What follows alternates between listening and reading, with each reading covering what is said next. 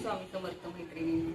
तर हे आहे बीट आणि हे आहे गाजर. आता काय गाजराचं सीजन नाही, पण आता हे आपलं वेगळ्या पद्धतीचं गाजर आहे. पण असू दे, ठीक आहे, सगळेच हे खातात आणि आपण म्हणतो की वर्षभर काय येतंय बाजारात, कारण आपण ह्याच्यापासून वंचित असतो आणि ह्याच्यापासून काय करायचं ते आपल्याला माहिती नाही. ही जी आत्ताची पिढी आहे ना, ते डाएट वगैरे मध्ये ह्याचा कसा वापर करतात, तर त्याच्यापासून आपल्यासाठी एक चांगला इम्युनिटी बूस्ट म्हणून एक कांजी बनवण्यासाठी मी तुम्हाला आता दाखवते की ती लहान मुलांपासून आपल्या वयाच्या बायकांच्या पर्यंत, म्हाताऱ्या माणसांच्या पर्यंत पण पिऊ शकतात, ज्याला नाही शिजवायचं नाही भाजायचं. तर आता मी इथं दाखवते. हे घेतलेत मी गाजराचे 4 काप, जे पातळ स्लाइड मध्ये कापून टाकायचे. हे ह्याच्यात टाकायचं. सध्या तरी माझ्याकडे म्हणजे काचेचा बाउल नाही, या पोरांच्यामुळं काचेच्या फुटतं. आणि साधारण फक्त ह्या 2 बिटाच्या फोडी, त्याच्या आपण 4 किंवा 5 भाग करू असे कापून. आणि त्याच्यात हे टाकलं मी पाणी, 1 ग्लास टाकते साधारण, तुम्हाला म्हणजे अंदाज पण कळेल. तर हा 1 ग्लास ह्याच्यात मी पाणी होते. आणि हे पूर्ण झाकण लावून आपल्याला उद्यापर्यंत, म्हणजे आज संध्याकाळी टाकायच्या आणि उद्या सकाळी हे झाकण लावून ठेवायचं. किंवा आणि त्यावेळेला आपल्याला जर आवडत असेल ना, तर त्याच्यात थोडंसं हे सब्जा बी आहे, हे उन्हाळ्यात पिऊ शकता.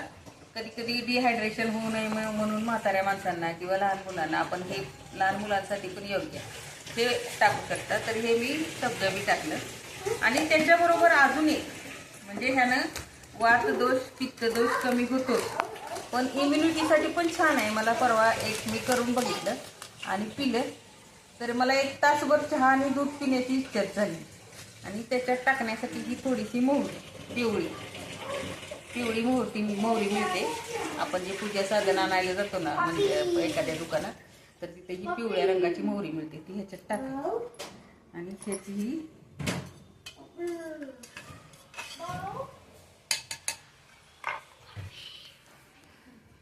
थांबू.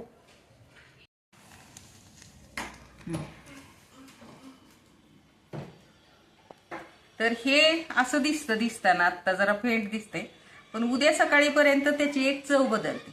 आणि ही सगळी घटक आहेत ना, आपला गुणधर्म ह्या पाण्यात सोडतात आणि त्याच्यापासून एक इम्युनिटी बूस्ट असा प्रकार तयार होतो ह्या पाण्याचा, म्हणजे ड्रिंक तयार होतं हे. आणि हे मी काल बनवलेलं आहे, जे रात्रभर भिजवून. तर ह्याच्यात तुम्हाला नंतर 1 ते 1 लिटर पाणी मिक्स करायचं. त्याच्यामुळं ह्याची जरा चव वेगळी लागते आणि चव अशी आंबूस लागते, पण ती पिण्यासाठी चांगलं आहे. ऍसिडिटी, पित्त ह्याचा त्रास कमी होतो, पोट साफ होण्यास मदत होते. आणि हे बघा, हे मी काल बनवलेलं आहे, रात्री बनवून हे ठेवलं आणि आज गाळणीनं घेतलं. तुम्हाला जर सब्जा आवडत असला तर तुम्ही न गाळता असंच घेऊ शकता असं, पण मी हे गाळून घेतलंय आणि हे अशा कलरचं डार्क झालं. तर मी पिऊन दाखवते तुम्हाला.